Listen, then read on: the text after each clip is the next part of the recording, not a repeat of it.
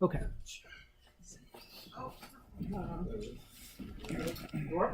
We're live. All right, everyone. Thank you for being here. I first want to get out of the way that it's an honor to be here. And I want to thank y'all for inviting me to speak, spend some time with you talking about some subjects that some of you may not know a little about, some of you may not care to know about.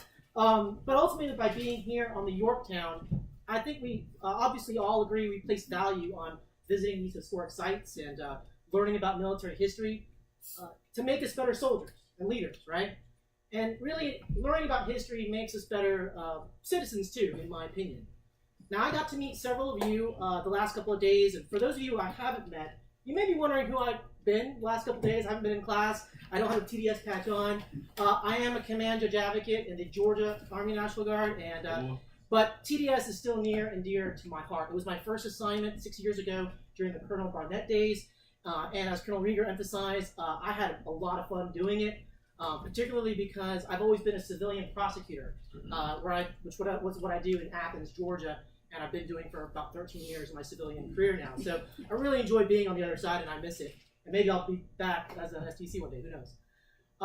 So I'm supposed to talk to you about military discipline in the Civil War and the Lieber Code.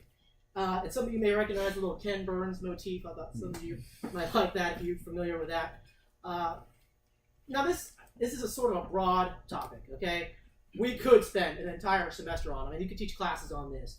And let's be honest, this stuff is probably going to be boring for some of you. But I promise that I'm going to try to make it as interesting as I can. And my goal is not to make anyone an expert here, since we have less than a couple of hours, and I'm standing between you and the end of conference and enjoying your stay in Charleston. But my hope is to introduce you to some interesting Civil War history that has a military justice connection. And of course, we're talking about the American Civil War, right? Our war, the war between the states, the war of northern aggression, some of you may call it, or the war of the rebellion, as the official records call it. And however you want to call it, the Civil War was instrumental in shaping our nation, shaping our military. And we happen to be in the city where the first shots of the Civil War were fired. You can see Fort Sumter in the distance from the flight deck of this very ship. And this is the city where the seeds of secession first began. Charleston was actually the center of the secession movement, if you may not know. The Democratic National Convention was held in 1860 to decide a nominee. They couldn't decide a nominee between the factions. The party was split, and Southern secessionists were the ones who really were splitting the party, so they couldn't decide, and that's what really virtually guaranteed the Republican nominee, Abraham Lincoln, the presidential election of 1860. So that all happened here in Charleston. So we're also going to talk about the Lieber Code, since it came out of the Civil War. And it's one of the foundations of the Hague and Geneva Conventions. And since one of the major court-martial cases last year was Bo Bergdahl, I decided to focus the main part of our discussion on desertion. And in the Civil War, in which the Lieber Code actually dedicated some articles to some of the measures that both sides used to enforce, discipline, discourage desertion. And as a case study, we're going to talk about a very controversial execution of deserters by Confederate General George Pickett that involved courts-martial, an investigation into his possible war crimes, and some involvement by Union T-Jag Joseph Holt himself. So it's good JAG drama, I assure you. Now, in the second part, I do want to discuss a little about what the Lieber Code said about slavery and equal treatment of troops. And I actually planned this portion when we were supposed to do this in December, but it's even more fitting because we happen to still be in Black History Month.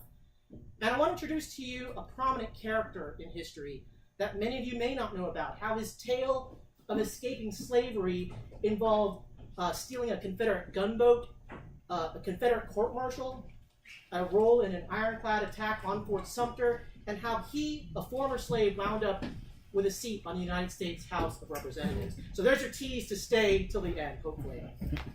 Now again, I know that sounds like a lot, but we're going to use some broad brushstrokes here, sort of a drunk history version of things, if some of you are familiar with that, that hopefully introduces or reintroduces to you topics and historical figures that you can just Wikipedia later for the full story. And I want to caveat all this by saying I am not an expert by any means. So try not to play Stump the Amateur JAG historian. I'm not Fred Borch, our regimental historian. But I am a lover of history, specifically military history. And earlier when you heard me talk about the American Civil War as our war, some of you may be thinking, what does a short Filipino dude know about Civil War history, and why does he somehow identify it, which would be racist, by the way, against short people. Just kidding. Now, to answer all of that and provide you some foundation into my background before we get into all this Civil War stuff, I want to tell you a little bit about myself and how I got to be in this very spot. That is a captain in the United States Army who knows a little bit about history. First, I was born and raised in Atlanta. And as an Asian growing up in the deep South, who was neither black or white, you can imagine the cultural and racial identities and tensions that I've grown up all around, in no small part due to the Civil War. Next slide, please. I literally grew up in the shadow of Stone Mountain. That's me and my brother. Stone Mountain, of course, were the carving of Confederate generals Robert E. Lee, Stonewall Jackson, and Jefferson Davis. And for some reason, whether it was because I was surrounded by lost cause politics, or maybe because I watched Gone with the Wind when I was a kid, I've always been fascinated by the Civil War, even though none of my ancestors were in it. But as a natural-born American citizen, I have always viewed American history as my own. And I did end up getting a degree in history from Furman University in Greenville, South Carolina, so we are here back in my alma mater state. And I did spend an entire semester at Gettysburg College studying the Civil War. It was basically my minor. I lived on the battlefield. I did nothing but study the war and visit battlefields, and it was hands down the best semester of my college years. Next slide. This is a picture of my Gettysburg class, which my wife thought that I should never show anyone ever, since it shows what a big Civil War nerd I was. But I wanted to share with you. I wanted to share with you to show some of my Civil War bona fides, if you like. Okay. And as far as one of the reasons I'm in the military, apart from studying military history since I was a kid, I, like many of you, have military in my family. My father, who was born in the Philippines, was a combat engineer in the 25th ID after he graduated from Georgia Tech. And he actually got his citizenship while he was in the Army. But another major influence in my life, in my career, is my great-grandfather. How many of you have family who fought in World War II? Oh, that's awesome. That is awesome and fitting that we are in the Yorktown, and we're be able to raise our hands to that. I hope you got a chance to talk to some of these veterans that are volunteering here on the ship.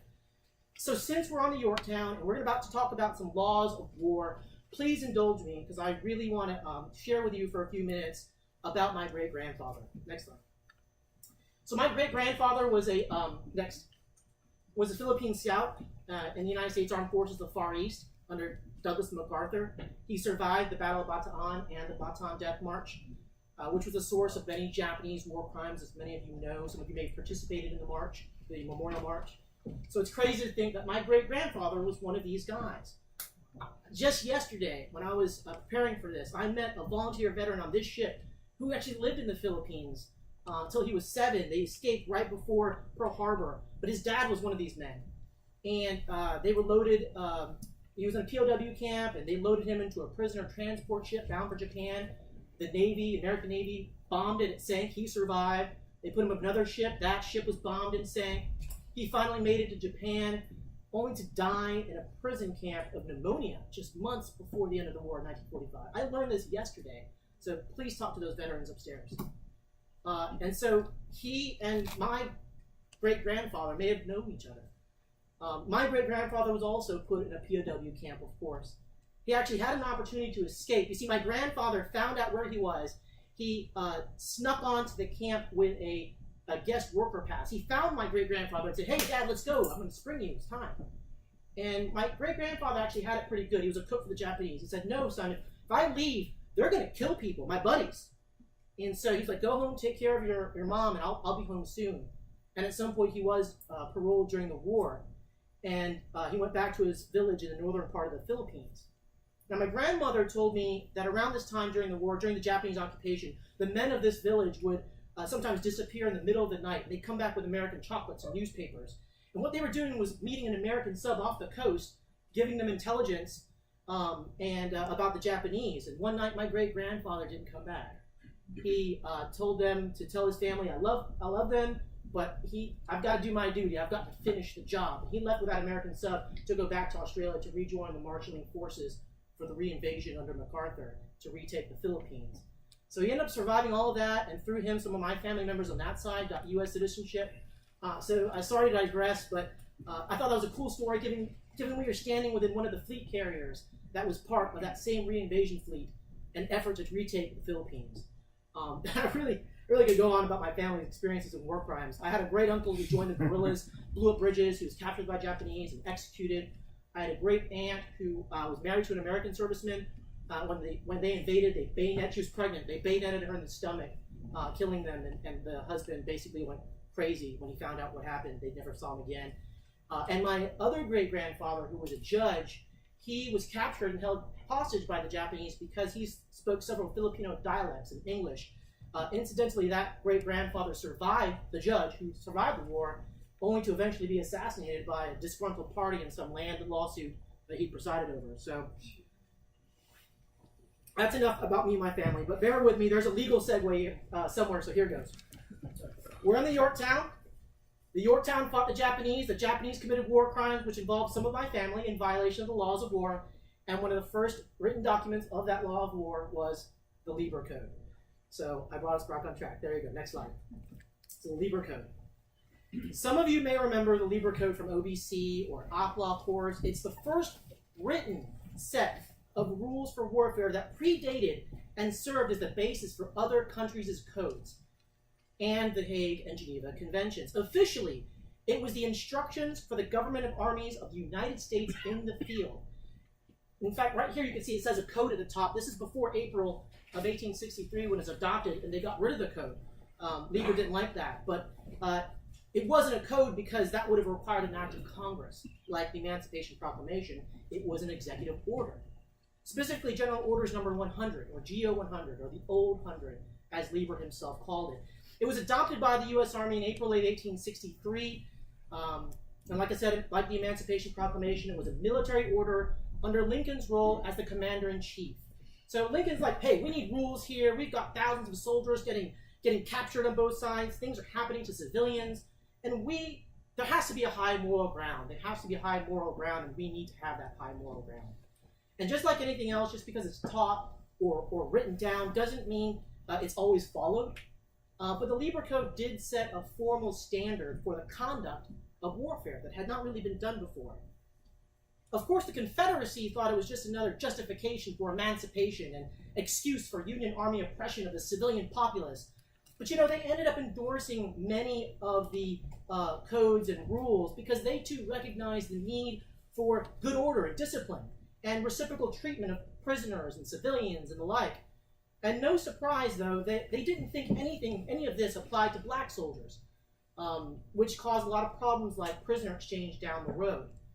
Now, the Lieber Code itself didn't probably have a lot of direct effect on the remainder of the Civil War after it was promulgated. It's not like every officer memorized every word, but it was invoked for some military commissions and war crimes trials, and most importantly, it laid the groundwork for written humanitarian and international law, and the law of war, or LOAC, the law of armed conflict as we know it. Next. So before we delve into some aspects of the code, I want to tell you about the man behind the curtain, Francis Lieber, or Franz Lieber himself. Like many people in the U.S. at the time, he was an immigrant. He was the 10th of 12 children born in Prussia, which is Germany at the time, and Germans were pretty well respected for their fighting capabilities. It was almost built into their culture. And Lieber was no exception. He grew up with that background. He even fought and was severely wounded at the Battle of Waterloo against Napoleon. And he was shot in the neck and the chest, and he'd seen some pretty bad and brutal warfare even before the Civil War. And he even lied about his age at 16 to join the army in the first place. He was educated. He got a PhD in math, of all things. He was a protester of the political system, a political dissident, an activist, progressive, if you will. And he was even arrested for it. He spent some time in jail, a few months. And at some point, he left Prussia to join and fight in the Greek War of Independence. And the whole time he was in Europe, he's a prolific writer. And in the 1820s, he emigrated to America, to Boston. He started out as a manager of a gym and a swimming program, but still participated in academia. And among his published works at the time was an encyclopedia. It was like 13 volumes. It sold 100,000 copies. And Lincoln reportedly had one of those copies. So in 1835, he made his way to South Carolina, and there's one of our connections to our presence in the Palmetto State today, where he taught at South Carolina College. Next slide. Anyone an alum of USC? Anyone? No? So he was a Gamecock. He taught there for about 20 years, teaching history and political science. And he left USC and went to Columbia College, which is now Columbia University. Any alumni from Columbia University? No one? Okay, all right. And that's where he was during the remainder of the Civil War. He happened to be anti-slavery and anti-secession. So suffice it to say, the North was more his scene. In fact, his views were so bad that they pretty much killed his chances of being president, which he actually put his name in the hat for, but got passed over.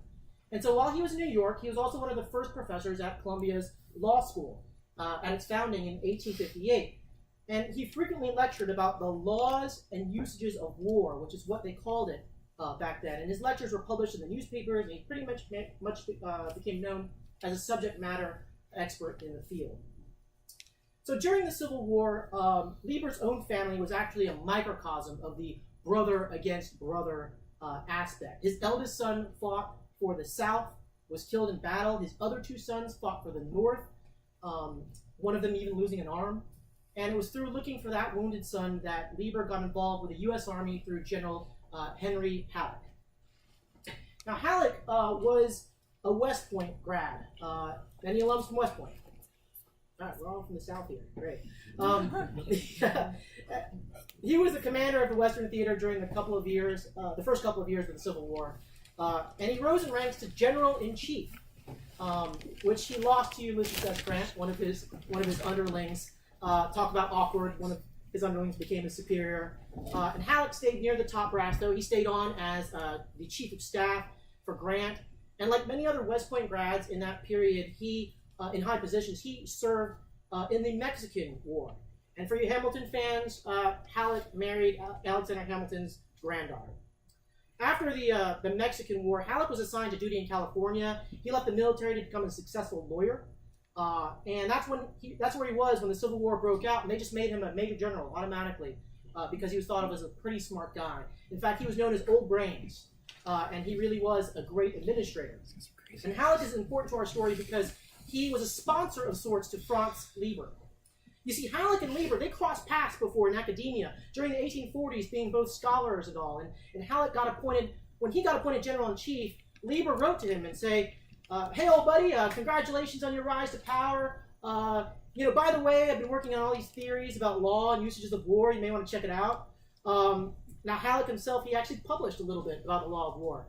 And as I mentioned, Lieber already had a rep for writing and teaching stuff about rules of war. One of the things he published was an open letter about the treatment of Confederate prisoners, advocating that fair and equal treatment doesn't necessarily recognize them as a nation. It's just the right thing to do.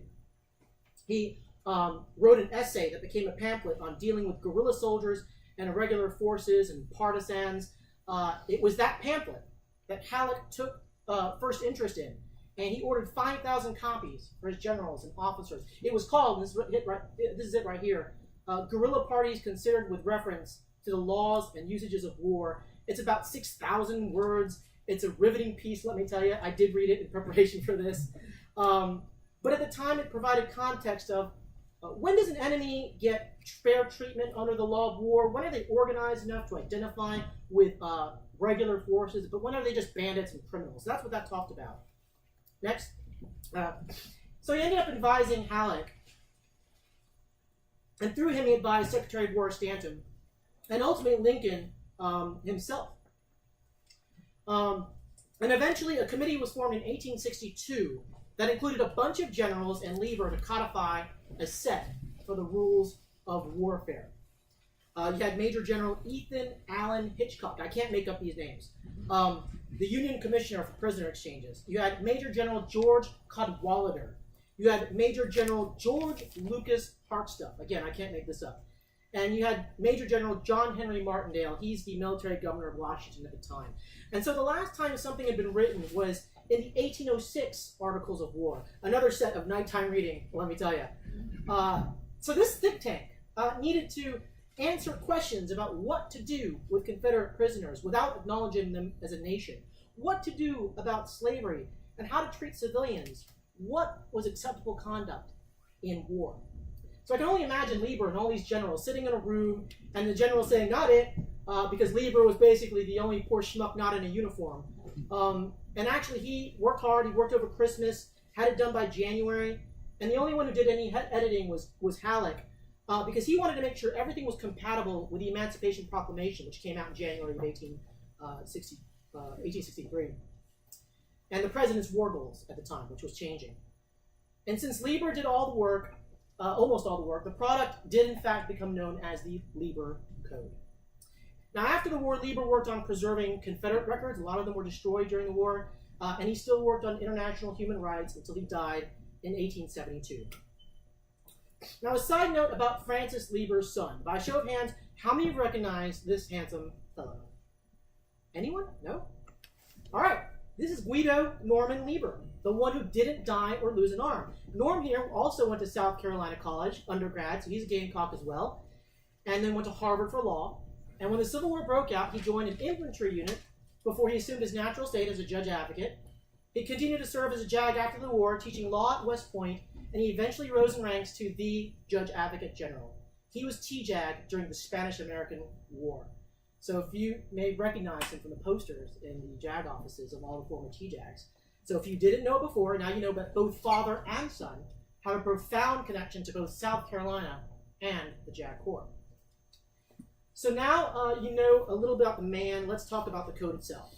The Lieber Code had 157 articles split into 10 distinct sections. Now, in addition to black letter laws, black letter rules, Lieber incorporated the ethical considerations and rationale. So it hybridized the jus in bello, the law of war, and the jus ad bellum, the right to war, the justification. Now, a number of these topics in these sections are the foundations of op law as we know it. So you've got the big ones: military necessity, distinction between combatants and civilians, rules applicable to the prisoners of war, and means and methods of warfare, the treatment of irregular troops, protection of cultural property, rules for confiscation and destruction of property in enemy territory. And in some of the means and methods articles, you had prohibitions of poison, torture, the use of enemy uniforms and emblems, and abusing the flags of truce. So you had a whole section on parole, and you even had one article on assassination. Now, the military necessity articles were pretty broad. Ultimately, it gave an excuse for things like Sherman's burning of Atlanta and March to the Sea, but Lieber did try to balance military necessity with justice, honor, and humanity. And it's this justice, honor, and humanity that is invoked in several articles. In one article, he wrote, "Military necessity does not admit of cruelty, that is the infliction of suffering for the sake of suffering or for revenge, and does not include any act of hostility which makes return to peace unnecessarily difficult." You see, Lieber did acknowledge a red line at some point. And just like anything else, where that line exactly was a matter of interpretation. You see, taken in context with several other articles in the code, this military necessity could justify almost anything. So overall, Lieber was able to put in writing international legal doctrine and war theory in a way that nobody had done before. And he grappled with the same concepts that modern LOAC struggles with. That is, reconciling the right thing to do as humans and the harsh reality of warfare, the ends versus the means struggle. And so that's some overall about the Lieber Code. And since it's not practical or even remotely exciting to go through all 157 articles, I want to focus on two particular topics that had significance in the war: desertion and slavery. Anyone here work on the Bo Bergdahl case? That'd be great. There we go. Awesome. The female defense counsel in this case is someone some of you may know, Nina Banks. She happens to be my OBC classmate in the 188. Same class as Captain Slade, Major Watkins, Major Besh, Captain Vittart, Captain Jackson. So we're very proud of her. How about anyone work on any desertion case at all? All right, a couple. Given that we're an all-volunteer force now, it's definitely not as a big deal today as it was during the Civil War. So let's, to give some perspective, I'm going to oversimplify some statistics here, like really oversimplify. At the beginning of the war, the North had a little over 20 million people and was able to muster about 2 million soldiers. And these are really general figures, folks. The South had a little over 10 million and was able to muster as much as 1 million or more. And keep in mind that around 4.5 million of that 10 million were slaves.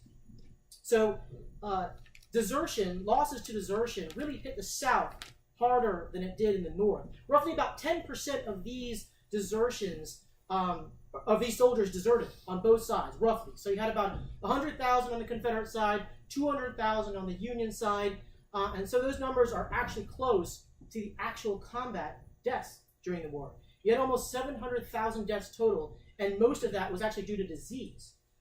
So in total, both sides mustered more than 3 million men, which was an astronomical increase of the pre-war regular federal army of about 16,000. 16,000 in 1860. So suffice it to say, this growth presented challenges on both sides of keeping the army disciplined and intact, and desertion took its toll. Next slide, please. Now, when we talk about desertion, we're talking about leaving camp, going AWOL without the intent to return, which is different than cowardice, which is fleeing in the face of the enemy. Cowardice didn't happen as often as you think because, one, the odds. Soldiers spent about 50 days in camp for each day of combat. And two, the intense peer pressure and loss of honor of fleeing in the face of enemy and being labeled a coward for life. It actually made most men think twice. Another big reason cowardice isn't as recorded, because when things got really that bad and scary in the heat of battle and slaughter, the whole unit was turning tail. And so it was a justified rout instead of individual cowardice. And outright desertion, again, the leaving without the intent to come back at all. It's different than some of the short-term desertion, sometimes called the French leave, for the French custom of leaving without saying goodbye. Depending on the unit and the time, these types of desertions may or may not have been counted against those numbers we were talking about, those overall numbers.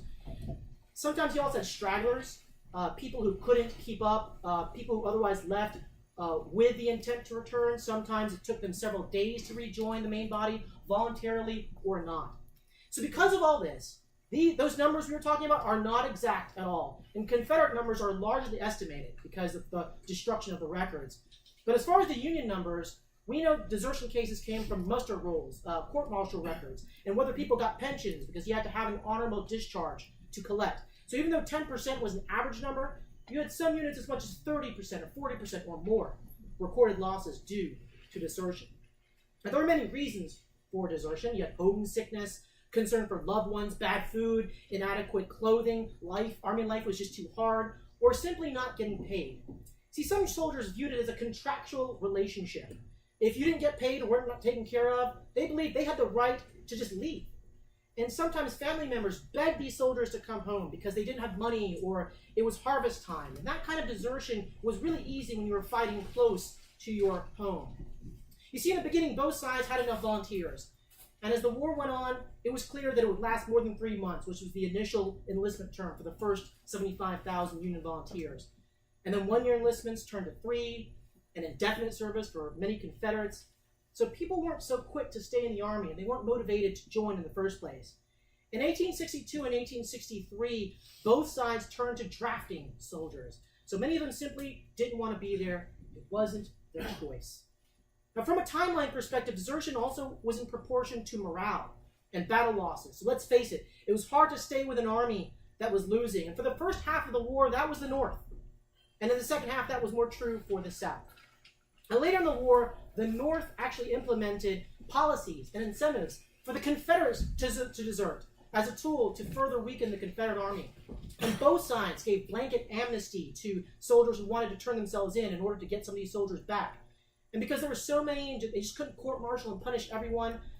The South, in particular, they needed the manpower. It was hard to just really enforce everything. Now, another reason for desertion, this is really interesting, in the North, more than the South, was greed. Just like today, you had enlistment bonuses. At the time, as much as $300, which was about twice a private's yearly salary. $13 a month was the going rate back then. So the smart ones or the dumb ones, depending how you looked at it, because the penalties have caught, they took the cash, they deserted, they re-enlisted under a different name, and this kind of desertion, it's called bounty jumping. It was hard to track because of the rampant identity fraud. It wouldn't be surprising for several desertions to actually be one guy who took the money over and over again and re-enlisted. And they kind of hid out in New York, a large urban population, flush with Army greenbacks. There was one tale of a guy having over 30 of these bounty jumpings. And sometimes there's at least one guy who had such the poor luck to take the bounty, re-enlist, and he got assigned to the same unit he deserted from. And so he got caught and probably killed, of course. We're going to talk about that. So how is desertion handled? Now we talk about punishment. A lot of these 300,000 deserters were caught and court-martialed. You see, when someone deserted, they sent detachments to do a literal manhunt. The provost marshal reported 75,000 arrests in official Union records. They literally would put want ads in the papers with the names and to induce bounties. And Fort Sumter was actually one of those locations that you can bring a deserter, collect your $30, and turn them over to the authorities. And most of the time, you can cash these guys back with their family. And only about 10% of desertions resulted in soldiers voluntarily coming back. So how was it punished? Well, after getting caught and court-martialed, you had forfeiture of pay, just like today, imprisonment in the stockade, wearing a sign equivalent to the scarlet letter desertion, wearing a ball and chain to shame and actually physically prevent further desertion, and branding and flogging was used early in the war, later outlawed, but used early in the war. Stonewall Jackson once sentenced a certain private to receive 30 lashes and have his head shaved and drummed out of the service. So imagine that punishment today. Of course, the most severe punishment was obviously death. In the Union Army, desertion was still codified under the 1806 Articles of War, like we talked about. Article 20 through 23 dealt with desertion and AWOL, with Article 20 stating, all officers and soldiers who have received pay or having been duly enlisted in the service of the United States and shall be convicted of having deserted the same shall suffer death or such other punishment as by sentence of a court-martial shall be inflicted. And similarly, in Article 23, it outlawed advising or persuading another to desert on penalty of death. In the South, the Confederate Articles of War pretty much copied the 1806 U.S. Articles. And in 1863, they actually changed the desertion article. It was amended, changing the penalty to death. Next slide. Death or confinement in a penitentiary with or without hard labor for a period not less than 1 year or more than 5. That was their amendment. So going back to the Lieber Code, it's not surprising that at least one article specifically addressed desertion, and of course it called for the death penalty. The death penalty was mentioned in about 15 of the Lieber Code articles, including the one on desertion. And one of my favorites is this article right here, Article 44, about unnecessary violence, like raping and pillaging. And after basically saying don't do those things, it says a soldier, officer, or private in the act of committing such violence, the raping or pillaging, and disobeying a superior, ordering him to abstain from it, may be lawfully killed on the spot by such superior. So this was Judge Dredd justice, folks, right here in the Lieber Code. And other death-eligible acts, some articles were sort of duplicative. They include spying, being a war traitor, breaking parole, attacking the wounded, and failing to give quarter. But Article 48 specifically dealt with desertion. It reads, deserters, this is important, deserters from the American Army, having entered the service of the enemy, suffer death if they fall again into the hands of the United States, whether by capture or being delivered up to the American Army, and if a deserter from the enemy, having taken service in the Army of the United States, is captured by the enemy and punished by them with death or otherwise, it is not a breach against the law and the usages of war, requiring redress or retaliation. So basically, if you leave, you fight for the other side and get caught, you die. And if you desert from the bad guys, join the Union Army, and the bad guys catch you, they can kill you, and it's no big deal. All's fair. And that concept will play out in the General Pickett case that we're going to talk about in a few minutes. So to be clear, the Lieber Code take on desertion was more of a rules for getting caught playing for the other side, a more heinous violation in the law of war akin to treason or spying. And as far as all these death sentences in the Lieber Code, you might be wondering, where is the due process? Well, Article 12 of the Lieber Code states, whenever feasible, martial law is carried out in cases of individual offenders by military courts, but sentences of death shall be executed only with the approval of the chief executive, provided the urgency of the case does not require a speedier execution, and then only with the approval of the chief commander. Now, there was basically a similar provision like this in the South. So basically, the president of either side had the ability and the authority to approve or commute the death penalty. But if it was military necessity, there goes that military necessity, the GCMCA could give the word. And what's interesting is that both sides, both presidents, were notorious for either dragging their feet on death penalties and commuting and pardoning offenders who were already court-martialed. So they didn't like going through this process to the presidents. The local commander authority also meant that execution itself was applied very unevenly throughout the units. Lincoln personally struggled with executing deserters, sometimes personally examining and pardoning soldiers wholesale.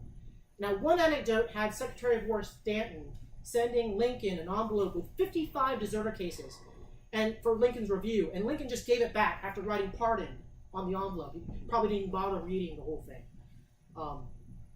Now, one of the examples, next slide. One example of deserting for family and a presidential commutation is Second Lieutenant Charles Conzett of Company B, 123rd Illinois Infantry Regiment. Conzett deserted Illinois Regiment in January of 1863. He was captured in Illinois with his family, returned to his unit a little more than a month later on February 21st. He was tried and convicted for desertion and sentenced to be stripped of his badges of office and shot until he was dead with musketry. And although this sentence was approved through the chain of command, several of Conzett's fellow officers, including his regimental and company commanders, signed a letter to Secretary Stanton requesting his sentence be commuted. They basically said his wife begged him to come home, and since he was able to provide for herself, and although he was in the Army, he hadn't been paid for several months, they requested a reduction in rank and forfeiture of all pay and allowances. And somehow Conzett's mitigation got to the president, because on September 24th, 1864, he freed Conzett from confinement, and he ordered a dishonorable discharge instead of death. So it was possible to commute the sentences. Now, even though execution was on the table, it surprisingly was not carried out all that often. About 2/3 of the roughly 500 men executed on both sides was for desertion. And these are only of the official records, of course. Nonetheless, execution was often the last resort, really a means for deterrence. Robert E. Lee himself believed that he had lost 1/3 of his force before the Battle of Antietam, and wrote that he feared that, quote, nothing but the death penalty, uniformly and inexorably administered, will stop it. So all this talk of desertion finally brings us to our case study of General George Pickett and his execution of 22 deserters in February of 1864, also known as the Kinston Hangings. Here's the sign. Next, please. Here's the sign marking the spot where it happened in North Carolina. Has anyone been to this spot? Great. George Pickett, like many others, was a West Point grad. Next. And although he graduated dead last in his class, he fought in the Mexican War, like most of the others. He was most famous for leading Pickett's charge at Gettysburg, the high water mark of the Confederacy. And in early of 1864, he was in charge of all the Confederate forces in North Carolina. And during that time, Pickett struggled over handling desertion like any other commander. But particularly in North Carolina, the desertion was bad. You see, the state of North Carolina had the distinction of providing more soldiers per capita than any other state in the Confederacy. But it simultaneously also had the highest number of deserters of any state. You see, desertion and aiding desertion was not illegal under the state law. So deserters found aid and comfort in the population, and the North Carolina Supreme Court was known for favoring deserters who filed for habeas corpus. Next, please. You see, early in the war, parts of North Carolina, the eastern North Carolina particularly, fell under Union control. And the Union began recruiting North Carolinians loyal to the federal government, including deserters from the Confederate Army. Now keep in mind, for many of the able-bodied men left in the area, these were not the hardcore Confederates to begin with. Either they were passed over by the Confederate Army for service, or they weren't willing to volunteer in the early days of the war. Many of the men in the area signed up for some home guard duty, local militia stuff that allowed them not to be called cowards, avoid the draft, but not fight on the front lines either. And for a few men, they clearly were in some sort of Confederate service when their unit was called up to do some real fighting away from their home. They deserted. And they ended up in these new North Carolina Union regiments. Now, some of these men were the ones who enjoyed the close-to-home service and the ability to join the army of whoever was in control at the time. So it probably wasn't a good idea for these Union North Carolina regiments to stay and serve in North Carolina. And to the Union's credit, they tried to keep them from the front lines. And again, some of these guys were clearly not the cream of the crop. Some would later claim they were forced to enlist in the Union Army. Some were described as too old, or too young, or too dumb, or too disabled, either mentally or physically. Some were flat out recruited from POW camps as well. So despite trying to keep them from the front lines, one of these Union units made up of North Carolinians found its way into the aftermath of George Pickett's assault on Newbern with 13,000 Confederate troops and gunboats. Now the assault on Newbern's on the east coast there was unsuccessful, but Pickett's troops withdrew towards Kinston, North Carolina, about 30 miles west of Newbern, and right in their path was this North Carolina Union unit in a hidden artillery outpost. They were found out when their courier requesting reinforcements was intercepted by Confederates, and the Confederates dispatched a few units to take this hidden outpost. So they were outnumbered, they were outgunned, and the commander advised these North Carolina guys, you better run before they catch you. And some of them tried to escape. They surrendered the outpost, but they escaped because they knew it was bad news if they were captured by the Confederates. But despite their efforts, they were captured anyway. Now, since all of these guys were wearing Union blue, they were initially treated as regular POWs. But as luck would have it, two men in Union uniforms were recognized by Confederate comrades as deserters from their own units. So they were separated and placed under guard. And word got around, and soldiers came around to look for themselves. And sure enough, these two guys were positively identified as deserters. I can only imagine, like, they're just tied up, and these guys are coming by, and it's like, hey, John, I haven't seen you in a while. We're going to get you now. And then they just can't do anything. I mean, they're caught. Now, suffice to say, General Pickett was not a fan of desertion. In what was probably a UCI moment, he was overheard saying that every damn man that didn't do his duty or deserted ought to be shot or hung. And he reportedly personally confronted the deserters. There was some sort of heated conversation. He went to these two men and he's like, I'm going to have you guys shot. It's going to happen. And one of them said, I don't give a damn if you shoot me. I mean, they're just really going back and forth. And this is recorded in some diaries. And Pickett told his generals who were standing right there, he said, well, next, we'll have to have a court-martial on these fellows pretty soon. And after some are shot, the rest will stop deserting. And one of the generals agreed. He said, the sooner, the better. And sure enough, Pickett convened a court-martial rigged with Virginia officers. And over 3 separate meetings, they would ultimately court-martial 27 captives charged with desertion from the Confederate Army. Now, the first 2 who were found out, they admitted to deserting. But they claimed they were forced by Union recruiters to enlist, which was a common defense among the accused, which didn't help them because they were found guilty and sentenced to hang. And all of this happened mere days after being captured.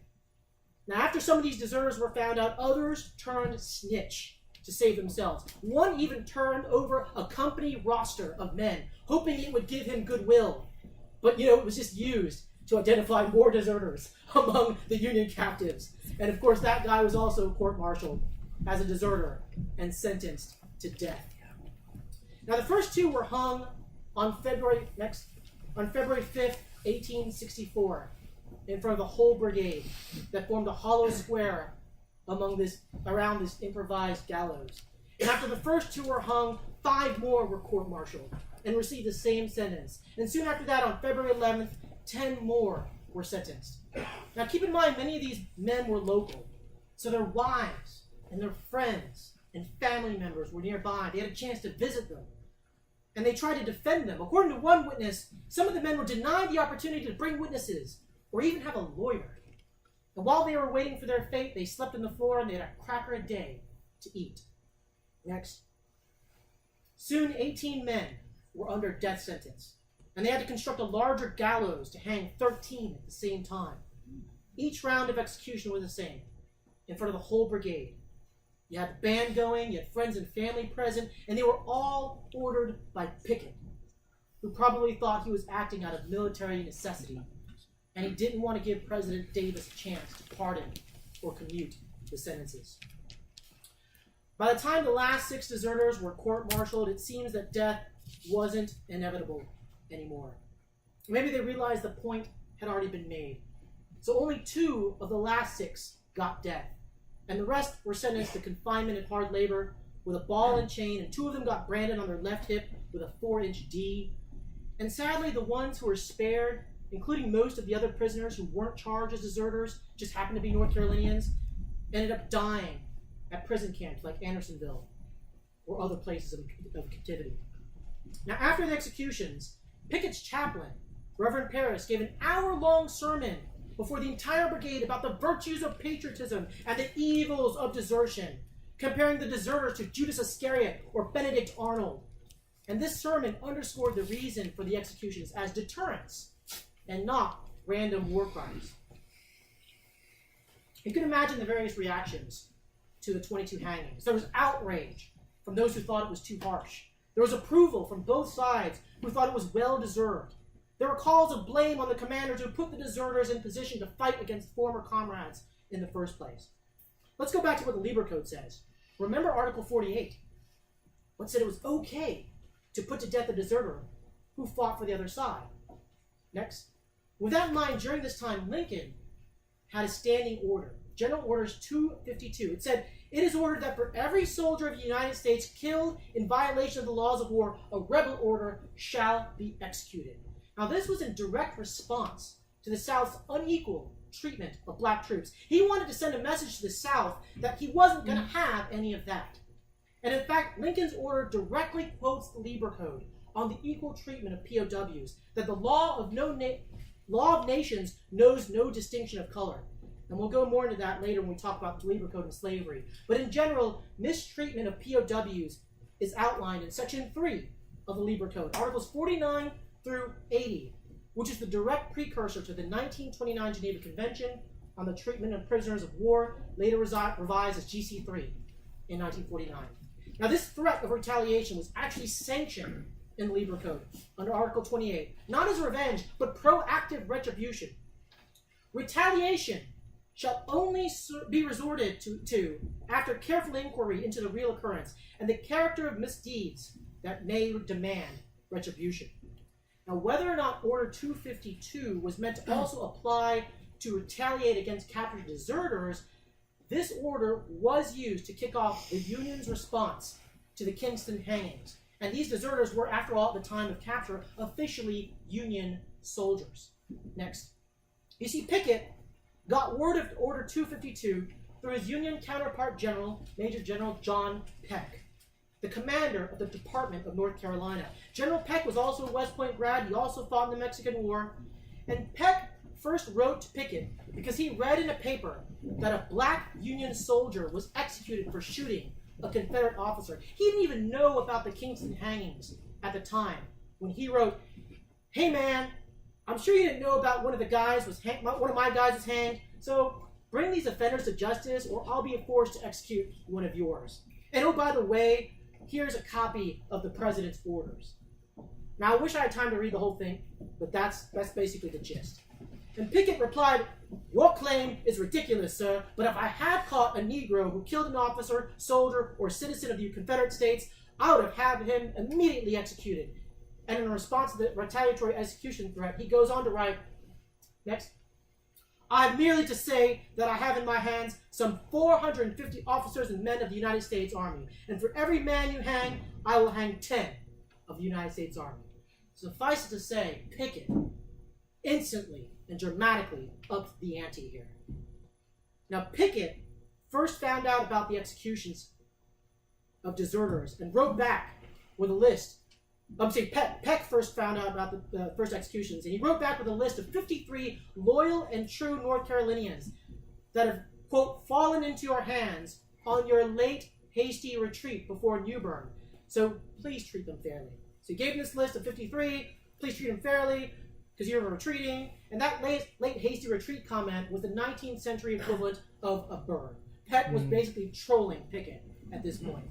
And Pickett's nerves were definitely struck, because he obviously did not like the hasty retreat comment. And he replied, Well, sir, it's actually 325, not 53, and thanks for identifying more traitors for me, making my job easier. And oh, by the way, here's the list of dudes I lawfully executed.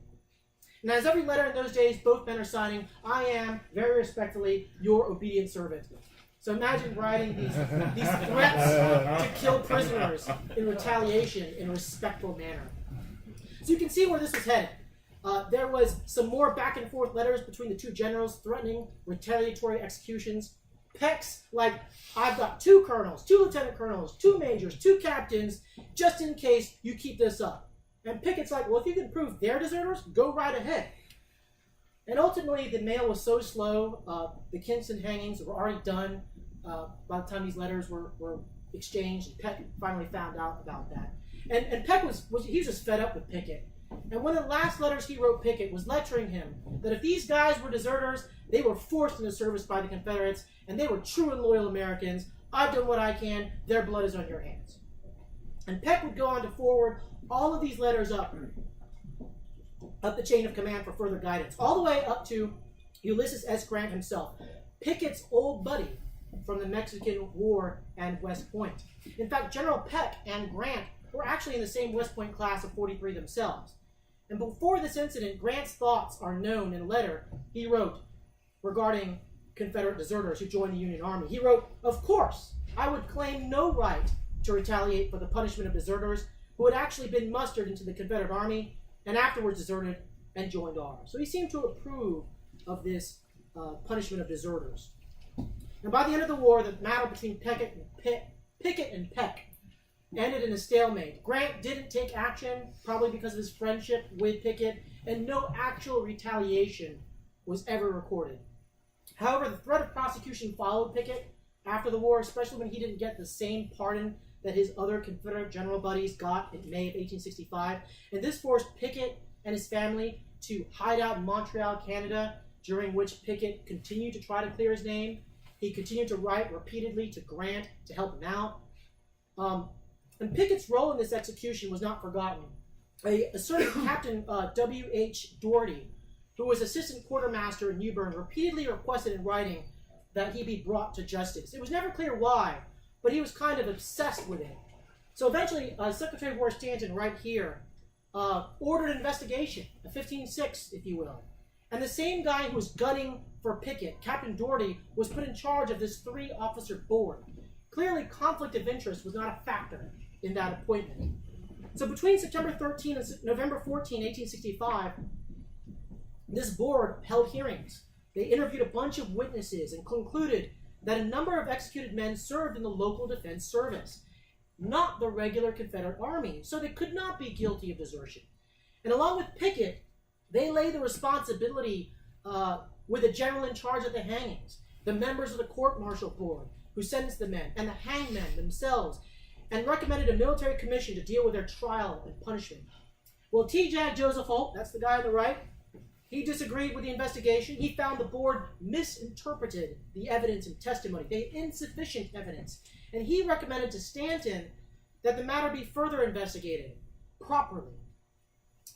And after reopening the evidence, Holt found some of those Pickett letters to Peck that we talked about, probably the ones we talked about. And that reinforced Pickett's sole responsibility over the executions and his eagerness to resort to execution. And with that, Holt recommended now Pickett's arrest and trial.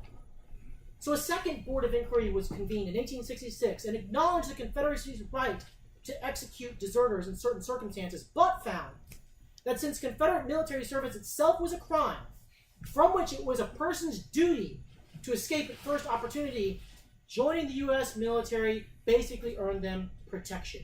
So this was the JAD argument, apparently. And it also confirmed that evidence against no one but Pickett himself as the commander. So again, Holt recommended arrest and trial. And as I mentioned, during all of this, Pickett never stopped trying to work his connections, especially with General Grant, who ultimately vouched for his friend as an honorable man who did what he had to do during the war. Friends in high places worked for Pickett because he was finally granted that parole he wanted and allowed to travel again in the U.S., which he did. He ended up becoming an insurance agent and farmer. And the investigation into Pickett continued well into 1866 and was eventually dropped since no one in power was willing to pull the trigger, so to speak. Pickett was eventually pardoned by an act of Congress in 1874, a year before his death. So ultimately, the Kinston Hangings did little to stave off desertion. And since two boards of inquiry and the TJAG's recommendation failed to get Pickett prosecuted, I'll leave it to you to decide whether Pickett was acting under the rules of war and military necessity, or was he a war criminal who illegally executed POWs? So that's the end of our desertion. The other area I want to talk about within the Lieber Code was its language on equal treatment of soldiers, regardless of color, and their view on slavery. The Lieber Code sort of justified, under a theory of international law, the military necessity and ability of Lincoln as the commander-in-chief to issue the Emancipation Proclamation, declaring slaves in rebellion states free.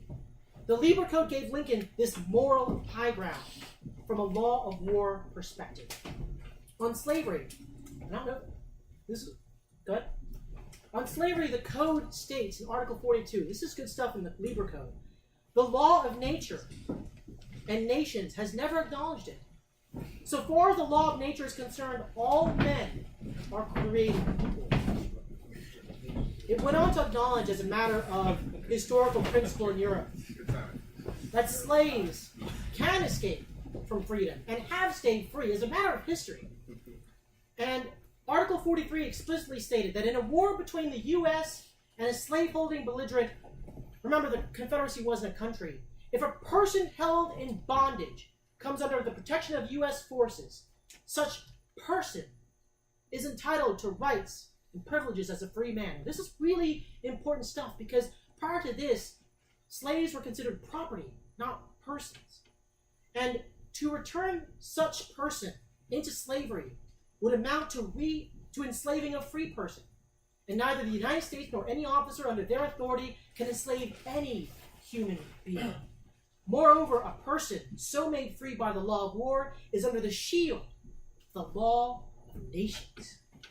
And finally, Article 58 states that the law of nations knows no distinction of color. And if an enemy of the United States should enslave and sell any captured persons of their army, it would be a case for the severest retaliation. So there is that justification for that general order we were talking about, 252. That last article was aimed at the South's re-enslaving and selling black troops, black POWs. It was one of the articles the Confederacy explicitly rejected and caused the breakdown of prisoner exchanges, leading to overcrowding and death in prisons like Andersonville.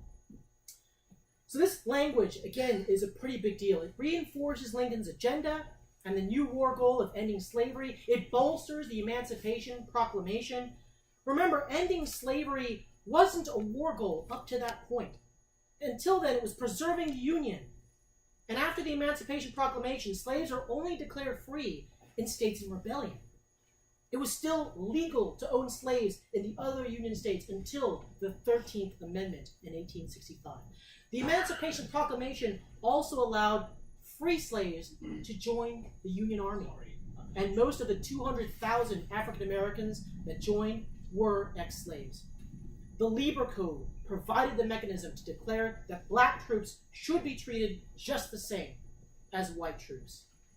In fact, earlier I left out this quote in General Peck's first letter to Pickett when he reminded Pickett of General Order 252. He said, "The government of the United States has wisely seen fit to enlist many thousand colored soldiers to aid in putting down the revolution, and has placed them on the same footing in all respects as her white troops." So with all that in mind, I want to tell you now the story of a slave who escaped freedom from right here in Charleston in one of the most dramatic, most daring, and most epic of fashions. He also ended up joining the Union military. So like so many other ex-slaves who joined the U.S. forces, they all faced unimaginable danger and risk if they were to be caught by rebel forces, far more than their white counterparts. Can anyone tell me the name of who I'm talking about? If you know, just shout it out. Robert Small. Robert Smalls, this guy right here. Robert Smalls was born on April 5th, 1839 in Beaufort to the McKee family. His mother was a domestic slave, a house slave. He lived a troublemaker youth. He was favored by the masters. He was likely the son of Master McKee. He got away with a lot of things. His mother even sent him to the fields to kind of learn what a real slave is supposed to face. As a child, he would break curfew, and old Master McKee would have to pay his bail money. So at the age of 12, he was sent to Charleston to work. He was rented out in Charleston, like a rent-a-slave kind of program, but Robert Smalls was able to actually convince his master to let him keep $1 a week from these random jobs. Random jobs like waiter and lamplighter and stevedore. And if they had Taco Boy back then, he probably would have done that. And he really liked working near the docks. Really had a love for the water and had a talent for it too. He ended up being a wheelman and a pilot on the riverboats. And pilot was actually a rank that they couldn't actually bestow on slaves back then. So he was a wheelman. But they didn't have GPS, they didn't have navigation, they didn't have sonar. So pilots were supposed to know the waters, know the depths, know the tides, know where the sandbars were to safely navigate a ship through the channel and the waters. And like I said, he kept $1 a week. He made some extra money by using that money to buy like tobacco and candy and resell them for a little bit of profit. And he landed a job on the planter. This is the planter. It's a side wheel steamboat ship, 300 tons, mostly used for transporting cotton, 147 feet long, shallow drafts, the perfect boat for these waters. And while he was in Charleston and working on the planter, he met his wife, Hannah. She was a slave at a hotel. They had 2 children, and they were allowed to live together. And he actually negotiated with Hannah's master to buy her freedom at the price of $800, which was a lot of money at the time. Remember, he only got to keep $1 a week. So when the Civil War came around, kind of realized this was a really stiff price to pay, and he probably was always thinking of his way to escape slavery. Now, in Charleston, at the time of the Civil War, many of you know the Anaconda Plan, where the Union Navy set up a blockade around all the major Confederate ports, and Charleston was one of them. And every day, when Robert Smalls would work on the planter, he would see the ships in the distance, the Union ships that kind of represented to him the idea of freedom, if he could just get to those ships. So the Civil War, when it started in 1861, the Confederates seized the planter. They converted it to a gunboat. They put a couple of cannon on it, a 32-pound cannon and 24-pound cannon. It would run supplies up and down the waterways, run dispatches between commanders. And finally, Robert Smalls saw his chance on May 13th of 1862. At about 2 a.m.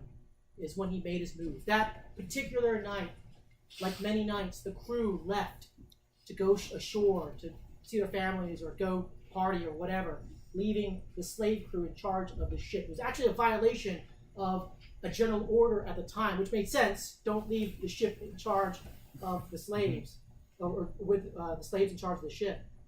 And Robert Smalls saw his opportunity. This was the night. So about 2 a.m., he and the other crew prepped the ship. They sent word to the families. They went to pick up the families at another location. We're talking about 17 people in total, 9 men, 5 women, 3 children, thereabouts. And all of them knew this was a one-way trip. Because if they were caught, the consequences would be the highest. They would probably be executed. They even laid explosives at the bottom of the ship to detonate if there was any chance that they would be caught. This was danger of the highest magnitude for them and the highest risk. So they fired up the boilers and they started sailing past one checkpoint of another.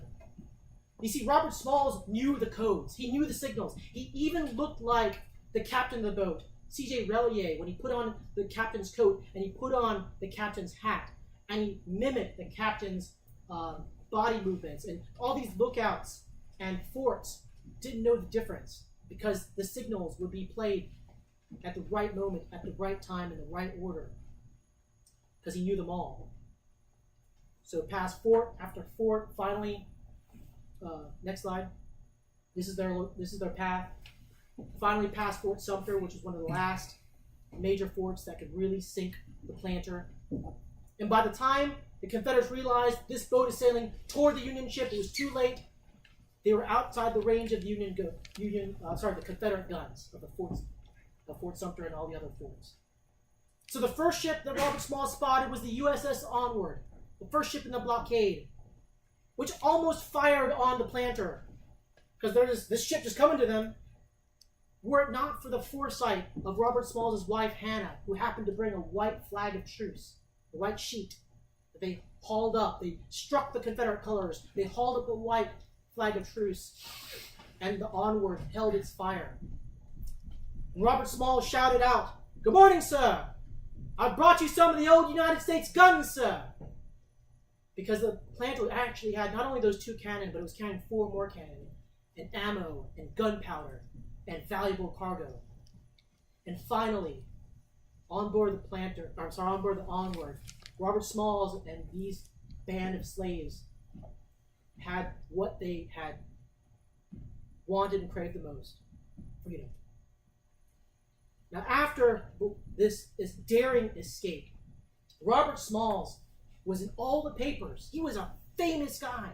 He went on tours and speaking tours, just like the USO tours, drumming up excitement and spreading the word. And this was like a morale booster for the whole Union cause. Congress actually appropriated $1,500, the bounty or the prize money for capturing a Confederate vessel and selling the cargo. The cargo was actually undervalued. They valued it at $9,000. It was actually worth $70,000. So $1,500 was peanuts, kind of. It was equivalent to $37,000 in today's money. But it was money nonetheless, more money than he'd ever had. And it was later increased, later years, to $5,000. But like I said, it carried valuable cargo. But not only just the cargo, Robert Smalls knew the intelligence. He knew where the mines were laid. He knew where the troops were. And he gave that intelligence to Admiral DuPont, the commander of the Union Navy in the area at the time. Robert Smalls, like I said, was like a celebrity. But in the South, he was a pariah. He was a war criminal. He was an escaped slave. They put a $4,000 bounty on his head. And like I said, there was a Confederate court-martial. You see, remember the crew, these 3 guys. You had the captain, C.J. Relier. You had the first mate, John Smith Hancock, and another crewman, Samuel Pitcher. They were court-martialed because they let a slave take over a boat, a gunboat, right underneath the noses of the Confederate forts. And C.J. Relier received the punishment of 3 months and a $500 fine, 2 months more confinement if the fine is not paid. John Smith Hancock received the punishment of 1 month and a $100 fine. And Samuel Pitcher had a good lawyer. He got his charges dismissed. Kind of like I think he pulled a demurrer, like a failure to state the claim or failure to state the charges. But even though these punishments were handed out, the court-martials were taking place, General Pemberton, who was the GCMCA in the area, overturned the convictions. He found the order was not communicated well enough to the men. And even so, it was not uniformly enforced across the gunboats in the Confederate Navy at the time. So it pretty much got off scot-free. They probably had good lawyers, the connections to do so. Robert Smalls didn't stop there. He went on to do great things. He recruited 5,000 black soldiers into creating the first black regiments. You see, he met with President Lincoln and he met with Frederick Douglass to persuade the president to allow Northern Union regiments comprised of black soldiers to form. And some of these first black regiments were out of South Carolina.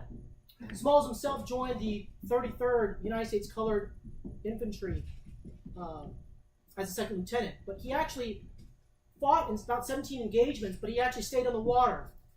And in April of 1863, he was a pilot on the USS Keokuk, which is a Union ironclad, one of the newest ironclads.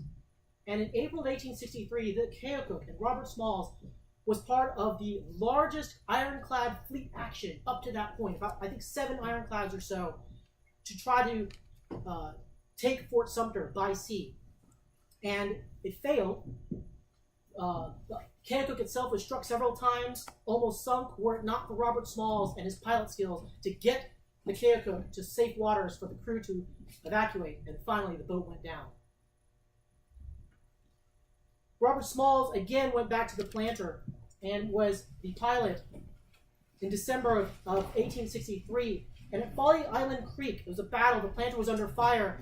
The captain, the white captain, wanted to surrender. He actually hid out in the coal bunker. But Robert Smalls knew what would happen if he were to be captured. Remember, he was a wanted man. So he took command and he sailed the planter again to safety. And for that, he was promoted to captain, the first commanding officer of a United States Navy vessel. The first black commanding officer of a United States Navy vessel. And on the planter, he continued to serve until April of 1865. And he was on the planter in these very waters in Charleston Harbor when they re-raised the flag, the original United States flag that flew over Fort Sumter when it came down, when they surrendered the fort, and they re-raised that same flag. Robert Smalls is watching from the deck of the planter right outside in Charleston Harbor. As I said, Robert Smalls didn't stop there. He was destined for greater things. He achieved literacy during the war. He was illiterate as a slave. After the war, he became a South Carolina state representative. He became a state senator. He was a founding member of the South Carolina Republican Party. And he went on to run and be seated as a member of the United States House of Representatives from 5 consecutive terms. Non-consecutive terms, sorry. From 2 different districts, the 5th and the 7th. 5 terms, which is the longest of any other African American at the time. One of the longest, until Reconstruction ended. He supported legislation that included the first free compulsory education in the nation. He sponsored appropriation for what became Parris Island, the Marine Corps base. And among his other accomplishments, he published a newspaper. He was on the board of directors for a railroad. And after the war, he did one of the most remarkable things. He bought the McKee plantation. He bought his master's house with some of that money that he got from Congress for taking the planters.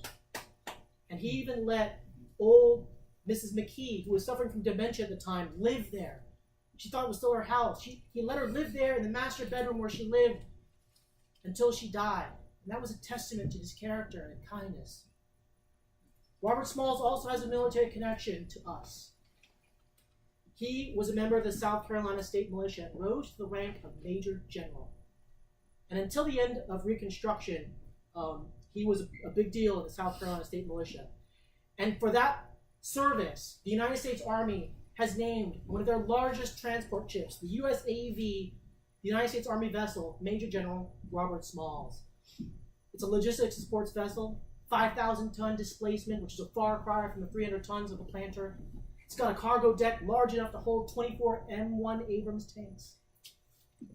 And after that, all of that, he still was active politically in public service. He was a customs collector in the port of Beaufort for more than 20 years and was active in the constitutional conventions, one of the few black representatives to take part in those proceedings, continued to espouse for freedom and equal equality until he died in February 22nd, 1915. So you can imagine the adversity and the odds and certain death that Robert Smalls faced when he was fighting for the Union. That adversity and that risk that the Lieber Code allowed to happen in a way that paved the way for Robert Smalls to serve his country. And a testament to the ideals of equality found in the Lieber Code, particularly during warfare. And I'm excited to share with you something that I found out only last night. Because a legacy of Robert Smalls has been walking among us these last couple of days and is one of us. Colonel Melanie Williams, commander of the DC TDS, who couldn't stay for today, is actually the great-great-granddaughter of Robert Smalls. I found that out last night. It blew my mind when I found out. She had no idea I was going to give this lecture. She had no idea. I had no idea her family connection.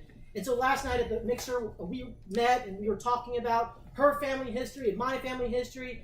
And that was such a special moment in light of my presentation. And especially because her accomplishments represent the ideals that Robert Smalls fought for and perpetuated, in addition to the ideals of Lieber ingrained into the code that we reviewed. And it can all be summed up in one of my favorite quotes by Robert Smalls that I want to end with and share.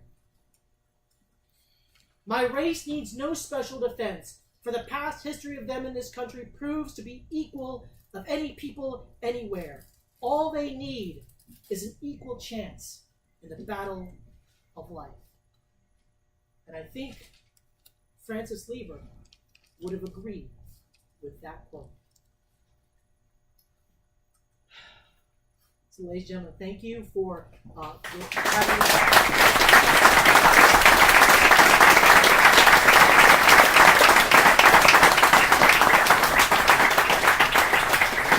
Try to get you out of here. If you ever need anything, please let me know. I know you're already turning your evaluations. This is the first time I did this, so if you want to share any comments with Sergeant Brown or something, please do so. I really hope you get a chance to explore the rest of these ships. I mean, the history that we have surrounding us, the opportunity we have right now, is really unique. Try to savor these moments. It's open until 1830. Try to go to the Vietnam experience, visit the other ships. But I really, really thank you for this opportunity. It has been a pleasure and honor to relearn some of this history, rejuvenated my passion for Civil War history and preparing for this. And I really appreciate it. Thank you for having me.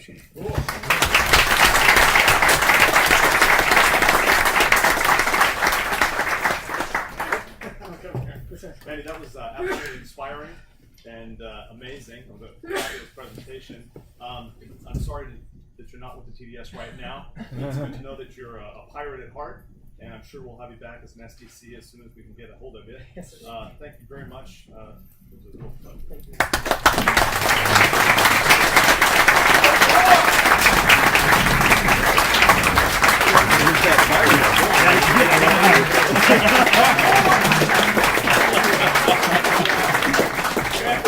Before you leave, I want to just, Colonel Williams wanted me to just thank you. I'm so glad that you got a chance to meet her last night. We knew the history of Robert Smalls, and had you not met her, I was going to stand up and tell the rest of you that, but you could not have done more justice to her family legacy, her service, and so God bless you, and thank you so much. Thank you very much for that. Thank you. I want to add one thing to that. Yesterday, as we were driving, there was a special challenge that we put on Camp Festival about, I don't know how many of you caught it, about Taco Boy. We challenged him to insert that into his presentation. He did it with incredible. That was all right. And thank you again, Andy. That was fabulous. Fabulous. A couple other people we want to, before we totally clear out and head up to the flight deck to try and do our photo, there's a couple other people we want to get up here. Sergeant Young, let's see, Sergeant Phillips,